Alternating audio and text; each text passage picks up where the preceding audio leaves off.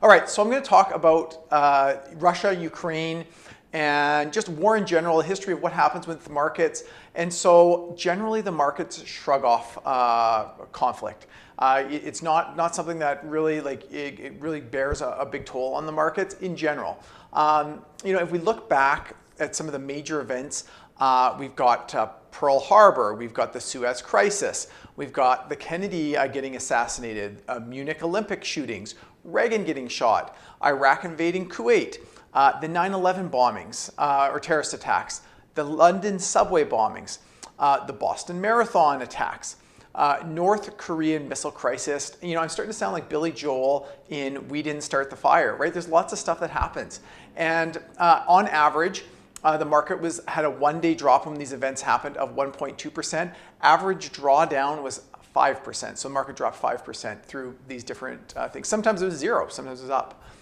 And so if we look back at World War II, from the start of World War II in 1939 to the end in late 1945, the market was up 50%. That's almost 7% a year through World War II.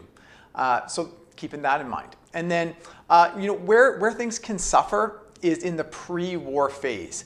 And so we're kind of in that right now, right? We're not sure if Russia is going to invade Ukraine. And so the pre-war phase, that's when the markets can suffer. Oddly enough, once the war is declared, the markets start to go up again. So that's called the war puzzle. We just don't know why that is. I think it's maybe now, we're unsure. And then once the war started, we're sure this is what's happening.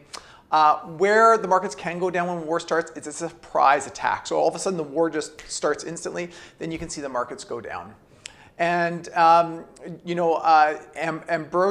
Amster Capital studied volatility through wars and post-war, pre-war, in the war. And they actually found during a war, the volatility was on average less than in normal times. So the markets were less volatile than in normal times. The one exception was the Gulf War, where it was average. So I bring all this to say, Russia and Ukraine are in the news right now. It's kind of scary. I don't know if this is going to be something that's going to drastically change your financial plan. So I think we should just own good quality companies, invest in stuff that we feel comfortable with, have our portfolio plan in place and stick to it. I hope that helps. If you're a client of mine and there's someone that you know that would benefit from this, please share it. And if you're not a client of mine and would like to sit down and talk with me, you can find me on LinkedIn, Facebook, Instagram.